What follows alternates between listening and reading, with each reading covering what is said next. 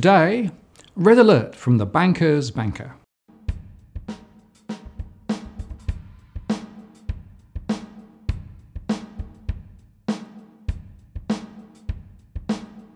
Hello again, I'm Martin North from Digital Finance Analytics.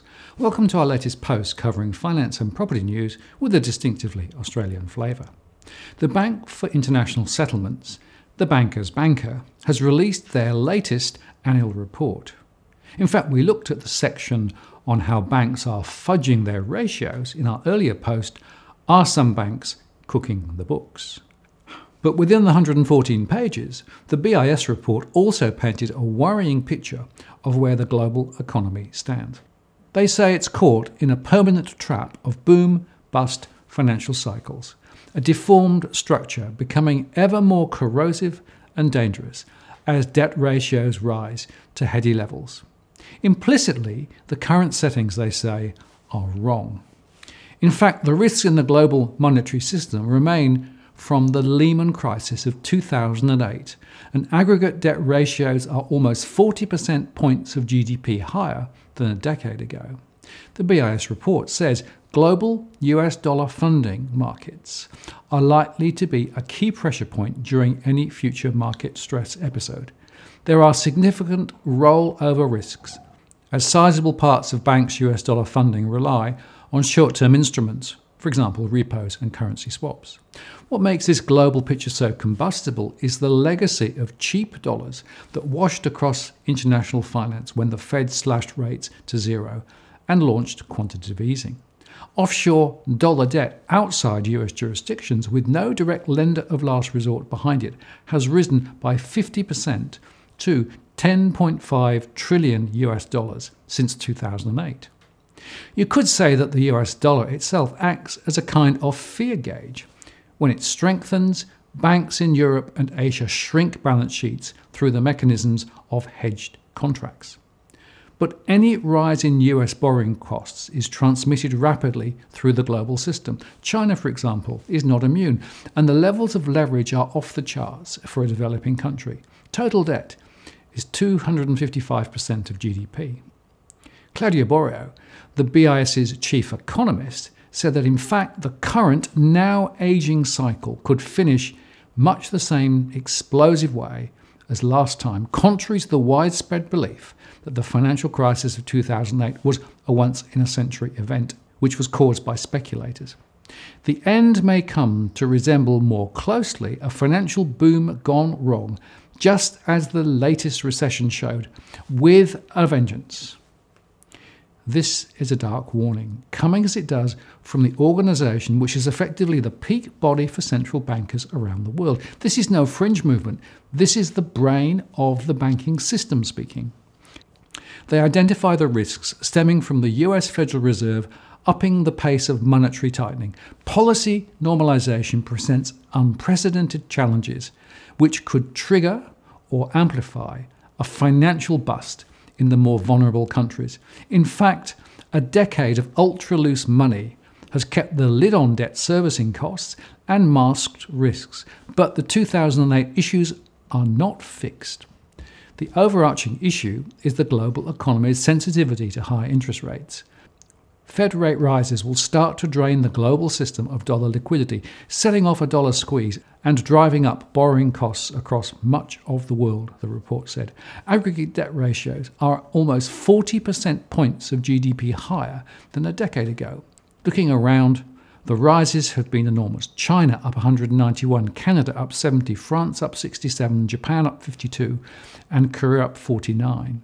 The Anglo-Saxons have been more restrained, with the UK up just a mere 36, and the US up to 29, but they were already steeped in debt. Canada, on the other hand, has broken through the safety barrier with a roaring property boom and is in many ways mirroring Australia. But the BIS says central banks are on the horns of a dilemma. As the report says, a strategy of gradualism is no panacea, as it may encourage further risk-taking. So, do you lift rates sharply, as the Fed has done, or do you go more slowly? Both are fraught with difficulty. They call this the great unwinding of the debt-laden stimulus. And again, it seems we are in uncertain and uncharted territory.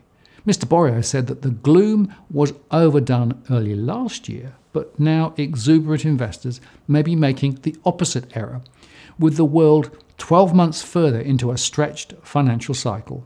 Has sentiment swung too far, he asks? The truth is, those hoping to time global asset markets by waiting for the usual signs that the cycle has peaked risk being caught off guard. The deflationary forces of technology and a globalized labour force means that trouble can creep up on them before inflation emits the usual warning signals. The bank says the centre of risks has rotated mostly from Western economies to East Asia and the emerging market nexus, though Europe's banks remain risk-laden too.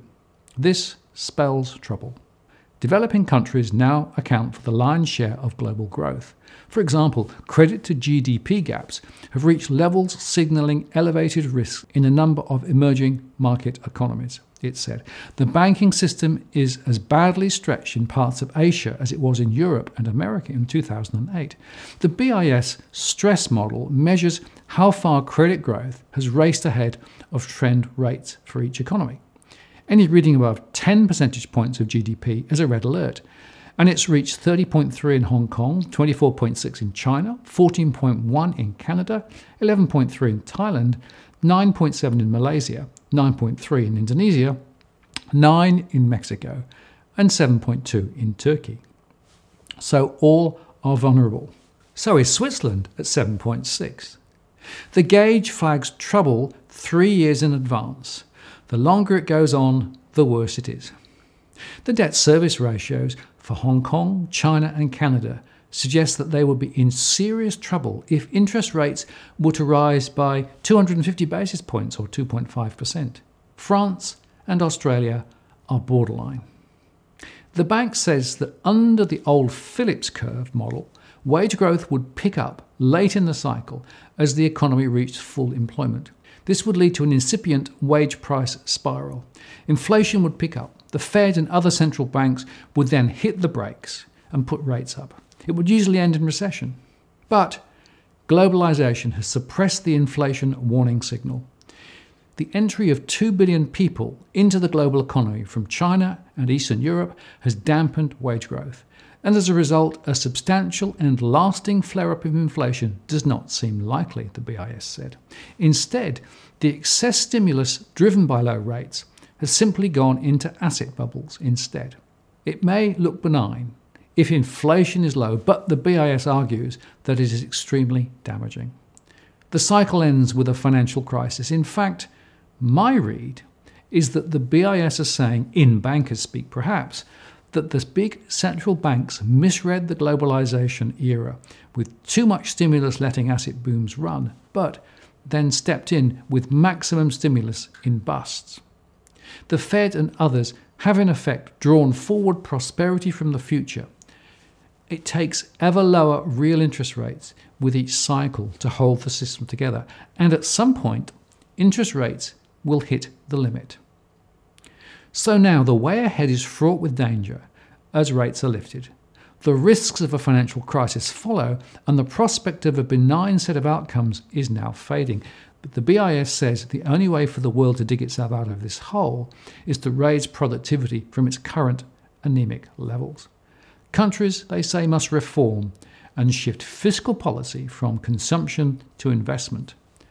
And in a parting shot, the report said the most destructive course is to undermine free trade itself and impose trade tariffs and other forms of protectionism. Rolling back globalization would be as foolhardy as rolling back technological change, Mr. Borio said. So there you have it, as clear an articulation of the underlying issues which are driving us towards the rocks, and at quite a clip. I still hold 2019 as the critical year. My 4 scenarios still seem about right, with risk biased towards more concerning outcomes.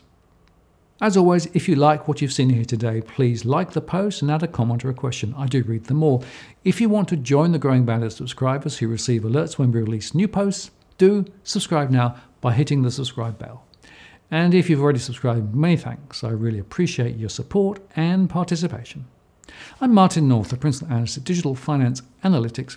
Many thanks for watching, and I'll see you next time.